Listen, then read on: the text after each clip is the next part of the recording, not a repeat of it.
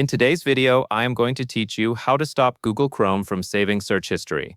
To begin, open Google Chrome on your computer. Next, go to google.com. Click inside the address bar at the top of the Chrome window, type google.com, and press Enter on your keyboard. Now, click your profile icon in the top right corner of the Google homepage. The icon may show your profile picture, your initials, or a generic account image. When you click it, a small account menu should open. From this profile menu, look for the option labeled Search History. Click Search History to open the page where Google stores and manages your search activity settings.